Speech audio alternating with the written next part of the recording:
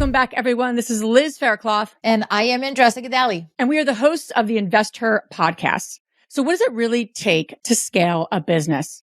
There's actually no roadmap. And there are a ton of different nuances at play every single day as you scale. However, there are key steps that every single entrepreneur takes to build the business and scale on their own terms. And that's exactly what you can expect from this episode. We have Isabelle Guarino. She was able to scale her business from 1 to 50 employees after 30 years of her dad running the business on his own. She's going to be opening up the books of the conversations that she had with him, the conversations that she had to have with the team after his passing, and how she was able to not just navigate, but get the right people on the right seats and continue thriving the business. Don't miss this opportunity to also learn from her and gain the skills that you need to grow your business as well. Doing business with family members is not an easy task. I don't know about you, but today we have Isabelle here and we're going to dissect the dynamic. How can you actually leverage that and continue having a relationship with your family? That's important, isn't it?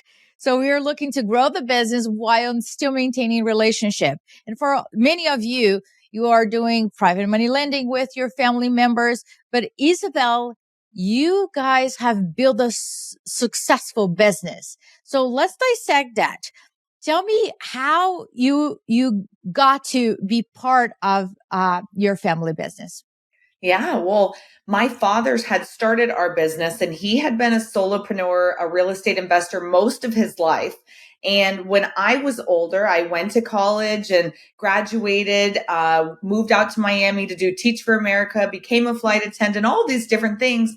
And I had never really wanted to dive into real estate. I grew up watching him do that, but it never really intrigued me until I moved back home because I was making no money. And I saw that he had sold all of the real estate investments that he was doing. And he was doing one thing, which was assisted living. I started on my off days, like going into his office and be like, what are you doing? What's going on here? And eventually I was like, I think you need an assistant. Like things are disorganized. Organization is my key quality. Like, let me help you out. And we had those conversations about, hey, it's going to cost this much to hire me, to take me away, which I wasn't making much at all. So he could very easily afford me. And I started working for him as his assistant. And we ended up growing the company from one company to, I want to say 6 companies, and just the two of us to almost 50 employees. So it really started just him letting me in and then grew from there. But I did not grow up in a family business, which is very different than I know a lot of people experience. So it's a little bit different, but I have loved every minute of it. Let's dissect that, right? Because you guys were able to scale and you were an instrumental piece to that, right? Because if he were to do that before, you would have done it. So what worked for you guys? What was the secret formula there that allowed you and him to scale the business and still be family? Exactly. I think one of the biggest things was honestly being family was probably our superpower because I already knew his triggers. I already knew the way he thinks and when he's saying something, what he means, like the innuendos. So it was actually a lot easier for me to be on meetings with him because he's saying something, notating, do this later or don't forget this. And I would already know what things he would need from that, what he would forget. So I would know how to write that down and retranslate that back to him. And it really ended up becoming this like beautiful working relationship because I knew where his strengths and weaknesses were. And I think he also learned mine in that sense as well. It's a beautiful thing to be able to work with your parent because we really only know them in one light our whole lives as a parent. And to be able to work with them as a mentor, as a boss, and truly we became best friends, that was a whole new realm. And I got to really know and love him in a different light as a man. And that was really cool. But since then, all 3 of my other siblings have worked with us. All of their partners have worked with us.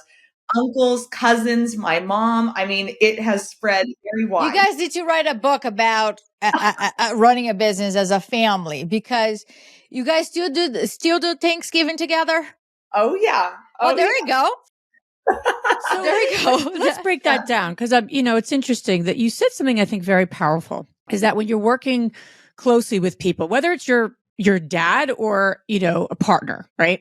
You said, I really understood his triggers. Tell us more about that. What was a trigger, and what were you really appreciative that you knew, and how did you adapt, or how did you navigate that? Because I think that happens to all partners, to all team members. We all trigger each other, right? Me and Andressa joke because I'm her trigger and she's my trigger. Like, Yes. literally, from all the assessments we've taken, I'm like, Andressa, this is exactly what triggers me. Oh, that describes you. No, and I'm the same for her. So it's useful for everyone, let alone your family. So tell us about what the trigger was and how you navigate that, because I think that's going to be helpful for everyone listening. For sure. I knew that we would get onto certain meetings. You guys know how this goes. Someone contacts the company. They're like, let me talk to the owner. Let me talk to the owner. And there has to be some form of a gatekeeper, right? So sometimes someone would slip through the cracks. We'd get on the meeting together and we'd realize within 5 minutes, he doesn't need to be on this. This is something I could handle. And instead of wasting his next hour, hour and a half, which would have made him crazy. Oh yeah. And I knew that after, if I didn't get him off this meeting quick, I was going to hear about it later. Like, you could have handled this. Why did I have to be on this? So it was like, nope. As soon as I realized, I would make up some sort of excuse to exit him. I'll handle it and finish the meeting. And then that way that person got to see the owner. They, whatever, got what they needed, but he was like, thank you for saving me from that. And I learned that through trial and error, and realizing that obviously time is so important to all of us in business, but really as the integrator to his visionary, I had to protect his time. That was so key and so important. And I think keeping him on task and knowing that hour could be much better spent doing something else. Let me get him off ASAP and not make him look like the bad guy. I took on the role of the bad guy a lot of times in our business, which was a huge transition when now I had to become the visionary. But, as the integrator, I really had to wear that crown of, let me protect, let me be the defense, let me be the bad guy in this situation so he can stay the happy, wonderful visionary that everyone loves. And we all need that. We all need that. If you're in a position, I always say to Liz, like, I need people around me that hold space for me. Right? That I can look at them and they're like, I need to get her out of this situation quickly. Whatever you're going to make it. There was a situation. How can I say this without telling names? Well, nobody's going to know, right? I was in a situation, right? I look at Liz, I'm like, I need to get out of this situation here, any way, shape, or form. So I call one of our team members and I say, you need to get me out of this situation. You invent whatever you need to invent me here, but I can't continue this waste of time here. It's very clear to me. I am on the wrong place, so take me out. So it was funny that she was coming with a person next to me, and immediately she looked at me and she said, I am so sorry you're not feeling well. I got you sparkling water, so I hope you feel better. I was like, thank you very much. Right? I did not know what's going to come out of her mouth. I was just like, thank you very much. I hope I feel better too. I apologize. I got to get going. Right? So I can feel better. Hold space. We're here to really for the mission, right? If we are all in the same boat for the mission, for why everybody is doing what they're doing, I think that's the key. But I want to talk to you about the not so proud moments, if you will allow me to go there. I'm sure you had to have conversations with your dad that were not the most pleasant, and there were breakdowns, and I want to know how you guys navigated that. And because it's rough when you have those type of conversations at work and then you go home and that person is there and we were having dinner with each other, right? I think many women that have partners that work with and family members have that struggle of what are the boundaries. So I want to know from you guys' perspective, how were you able to merge both worlds and what boundaries did you guys put in place so you wouldn't spill out across the board? I think early on, as we were building the business, I had truly been there from the beginning. It was him and I. And like you said in the beginning, I don't typically take a ton of credit for, oh, this is why we launched. But the reality is what you said. If he could have done it, he would have done it. He'd been an entrepreneur for 30 years at that point. And there's a reason he had only done solo things. So to take it to that next level, it did take manpower. And that manpower was me, the woman power. Yes, it took woman power. I like that. That's right. Yes. So I think at one point when I was going from his assistant to like, what am I? I'm clearly more than this, because I was taking on so many roles within the business. I had really taken on everything and then hired out every position I was doing, whether that's social media, marketing, finance, all these different departments. I was on the phones, right? I was carrying around 2 phones all the time. And as you're building a business, you do everything. So then we had a meeting with a business consultant, and they were like, you need to name someone the COO, like who is going to be your right-hand person. And his brother, my uncle, was working for us. He still does. And my dad had kind of thrown out his name. And I was so offended that I had been the one there from the beginning. I had done every single thing. He had done one role, and they had worked together in the past. When they were young, they did a ton of businesses together. So they knew each other, very comfortable with each other. They had more time together than him and I did, right? But it was like, I felt like he was totally overlooking me. And I was so offended, but also didn't really know, am I allowed to say something right now? And who am I to say something? I'm at that point probably 24 years old. What do I know? How did you guys navigate that? Yeah, I was doubting myself. I had such imposter syndrome. Like, maybe I don't deserve this. Maybe I do need to put in more time. Maybe I'm too young, or this isn't the right role for me. And I just know, I remember sitting down and actually asking my mom, because at the time she wasn't working in the business and she was kind of the sounding board for all of us. And I remember sitting down saying, why wouldn't he have thought of me? And she just like told me basically like, well, maybe, I'm assuming, right? Maybe he is scared to give you that pressure. You're his daughter. He knows his brother. He's done business with him before. And maybe he just doesn't want to put a big burden on you because he knows what this entails. And it really made me think of things differently, that in that moment, I think my dad thought he was protecting me. And I felt so offended because I didn't understand what he was thinking. And when I got to sit down and tell him, like, this hurt my feelings, I don't know why you wouldn't have thought of me, he was like, oh my God, I did not mean to at all. And we had that conversation and got to go deeper. And eventually he did end up choosing me, which really upset my uncle on the same token, because he's like, I've got all this experience. Are you kidding me? She's a kid. And it then set us up for, rough road ahead, trying to navigate that. So definitely that was one of the biggest, like, how dare you not think of me, right? Like, what is all this work I put in? But then him thinking he's doing it with the best intentions. And it was just such a miscommunication because of assumptions. Isabelle, I just want to acknowledge and commend you for having the courage to speak your truth, because many times we are our parents' children and we don't want to upset them. We don't want to challenge them. We don't want to put them in uncomfortable conversations. And I really, really want to acknowledge your courage to have that conversation with your parent to make sure you guys were on the same page. I can't imagine what would the company be, you would be, if that hasn't happened. It would be in a completely different lives, right?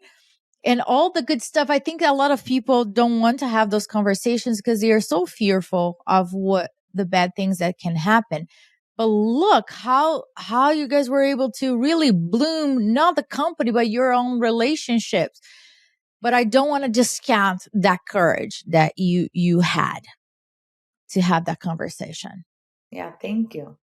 And then how have you been able to navigate? I'm just curious. How have you been able to navigate with your uncle? Does he still work with you?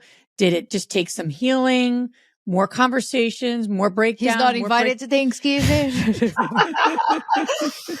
No, actually, for years, we kind of had a rough road. It was, we would often find ourselves kind of having like a, we got to take this outside moment, because it was hard for him. And it was interesting. I had a moment where I'm in a disagreement with him. We're like, yelling at each other and not in a good mood. And it was bad. And I just thought for a moment, what if my niece in 20 years was my boss and was walking around like she knew better than me and was, not taking my advice and not doing this. And I've just felt like I've done so much. I've accomplished so much. Like what? And I just realized for a moment, he views me as a child. And I was very, very lucky that my parents really, I don't know how, because I just had my son 10 weeks ago and Congrats. Yeah, thank congrats. you. He's obviously such a baby, but as you grow with them, like my parents really treated us as whatever age we were. And when we became adults, they treated us as adults versus I think it's very different in a, aunt or uncle, relationship. They don't see you maybe as often. And so he saw me a lot when I was younger and not as much when I was older. And now we're working together and he probably still viewed me as that 10-year-old little girl. And I just realized for a moment, oh, he doesn't see me the way my dad sees me. I need to reintroduce him to who I am as an adult woman. And we need to build this relationship. And it changed my perspective of, instead of being feisty and not understanding why he didn't see my value, to being like, pause, I need to open his eyes. And I really started to try to work with him in a different way and communicate with him in a different way. And I took it, to be honest, way more, instead of family, I was like, we're going more business. And because I need him to see me in this. And I would just have like very blunt conversations, no more yelling. From that day forward, I was like, I'm not going to yell with him. I'm going to, present it like, hey, if we were in a corporate company right now, you would never speak to your boss that way. So I'm going to let you take a moment and come back when you're ready to speak. Look at you. Woo! And he was like, what's happening? You know what I mean? Yeah. And now he saw me in a different light. And I just like realized this is what I have to do. My father has since passed. And that's kind of where that transition happened from integrator to visionary. And my uncle still works with me to this day. And we actually have a beautiful working relationship. And I adore working with him because it reminds me so much of my father. Exactly. I want to dissect into that transition because we love the subject of integrators and visionaries. Love, love, love. All right, let's talk about visionaries and integrators. And for those of you that are listening, two books that we're going to recommend: Traction and Rocket Fuel. Read Traction first and then Rocket Fuel later on. And on Rocket Fuel, you will have a quick quiz to understand if you are a visionary or an integrator. Quick summary about that. Visionaries have a lot of ideas, are very creative. A lot of those ideas do not turn into actions. That's why many of them need integrators. Integrators thinking bullet points, are very rational. They already run the entire course before they even take a step further, right? And many times they also hold back. The integrator job, I always say, it's to say no to the visionaries. So poor Liz says, give me 10 ideas. I say yes to one of them, no to all the other ones. And then I take personally all of my ideas. I take it personally now. No, working on that. But we have a special place to park those ideas, right? Is no now, right? So that's our jobs here. So I am an integrator. Liz is a visionary. But for you, Isabelle, you were in different positions. So share with us your transition per se, going from a integrator position to more stepping into a visionary position. First of all, are you a true integrator or a visionary? I test extremely high on both. I think I was like 85% visionary and like 70% integrator. So That's you, Andressa, isn't it? That's me. Yes, that's me. Yes. But the opposite. I am higher on integrator and yeah, right there on the visionary. So we are the freaking unicorns. That's what we are. exactly, because that is kind of rare to have someone who tests really high in both. A lot of times it's pretty obvious which one you are. So I was more obvious. There's very little integrator in me. I mean, on my best day, I'm an okay integrator, like my best day. Like this is Liz's best day. I'm an okay one. I love it. Well, when we had taken that test, because we run the EOS systems and all of that good stuff, my dad had tested more like you, Liz, where it was much higher in visionary and really nothing in integrator. And I was already kind of working as the integrator within the system, even though we didn't have that title to it yet. And I think it worked well because, like we talked about in the beginning, I kind of knew the missing pieces to help him put it together. Or when I could tell when he was thinking something, okay, let me break it down in this way, hand it back to him. I always used to say this, and maybe Andressa, you can understand this. His ideas was like a broken fountain, just spouting off. And I was like, just run around with a bucket and try to catch the ideas. Like we just catch them. When he would tell me all these ideas, I would be like, okay, great. Let me go away. I'm going to come back with how it's done, the team it's going to take, the process, the timeline, the price, and what has to be put on hold, stop, or is going to be messed up if we do this. And now give it back to him in a way he could digest it to then say, oh my God, heck no, I don't want to do that. That's normal, right? So Tyler's like, oh, I didn't think of that. Right. I don't think of that. I didn't think of that. That's a common Or be phrase. like, amazing, let's go for it. Go ahead. And now it's like, okay, we bring it to the team. And so I really liked that because it taught me a lot in business of just how to take an idea and bring it to fruition. And it was a really fun thing to be able to do that with him because he was such a visionary. So when that transition happened, my father passed, and it was kind of the time to say, like who is going to step into this role if not me? And again, our business consultant, we had conversations with him. And this is why it's so valuable to have mentors and coaches who you work with, not once in a blue moon, but who know you, who know your business. It's so important because he sat me down and he was like, why not you? Like, again, why are you doubting yourself? Why are you feeling this imposter syndrome? And I was like, I don't know what to do. And he's like, you've had the ideas all along. Like, that's why he likes to work with you. He liked to work with you because he'd say an idea, you'd say an idea, and you guys would go back and forth. Bounce it. Yes. Yeah.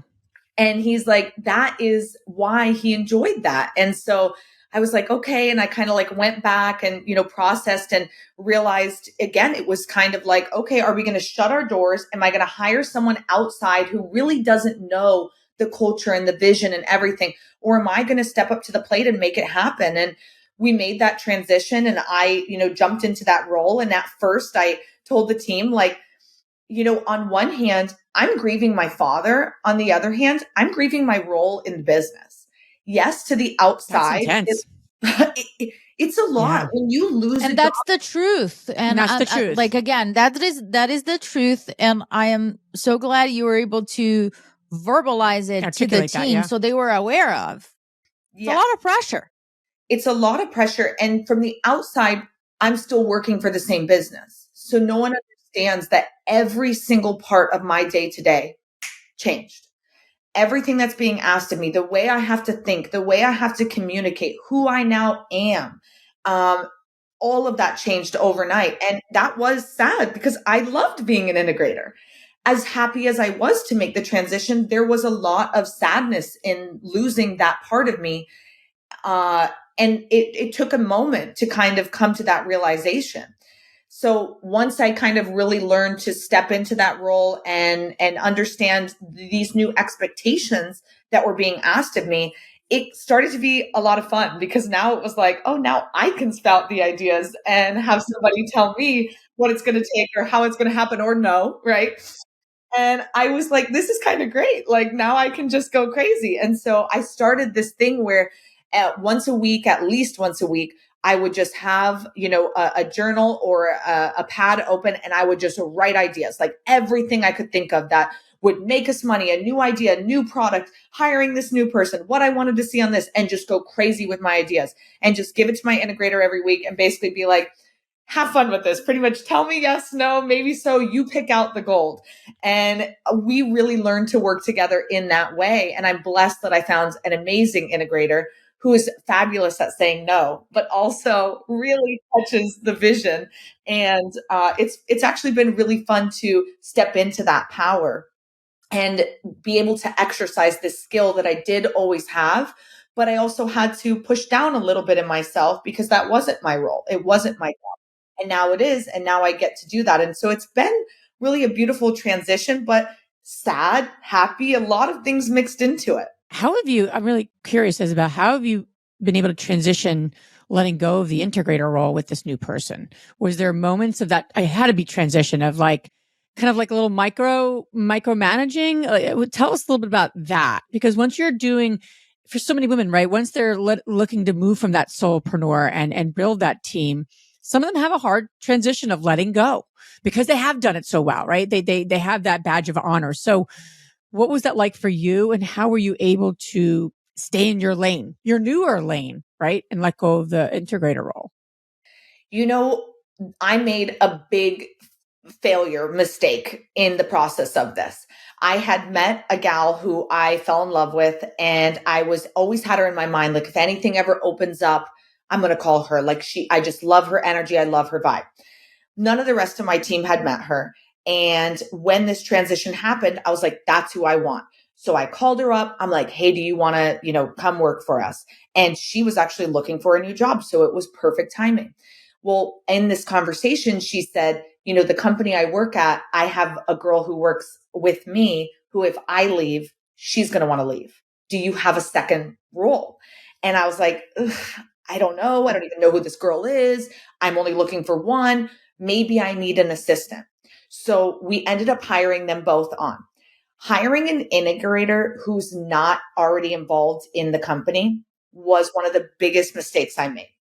The team vehemently rejected her, was so aggressive and mean to her. And I had never seen my team members act like this. I was embarrassed. I was pissed. I was like, what is wrong with you guys? She's incredible. And she is incredible. But it is very hard to bring an outsider in as their boss when we just went through something catastrophic. I've never had a boss die, right? And now this is my dad, but my team members, their boss just literally passed away, and now someone brand new who like wasn't a loyalty, maybe psychologically they felt the loyalty to your dad. I'm not trying to justify their behavior. They were also grieving your dad. They were also like, I'm loyal to him and to you. That's like a organ transplant kind of deal, right? You are bringing an outsider inside. And how did you guys navigate that? It was not easy. They were very upset, and we had so many harsh conversations, and I was trying really, really hard to make it work because she was skilled, she was perfect, and I wanted the differences she was bringing. I wanted that. I knew we needed that. So they were, honestly, I felt like it was a mutiny. I felt like they were all going to be like, we're all out of here if you go with this girl. And it's like, well, I love you all. I want you here. If this is not a fit, this is not a fit at some point. And so I eventually ended up letting go of that integrator and having a harsh conversation with them, which was basically like, never put me in this position again. Like, I am, even though I'm conceding and letting her go, I'm pissed at all of you now. For the record, let the record show.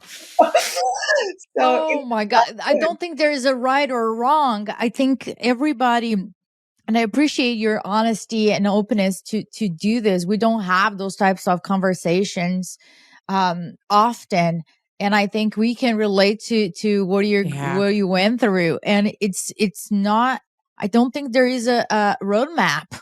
Yeah. for us to navigate and say, hey, when your team rejects somebody, this is the path that you go. You are dealing with so many emotions and pieces that are not even like, it's a new game. It's not chess.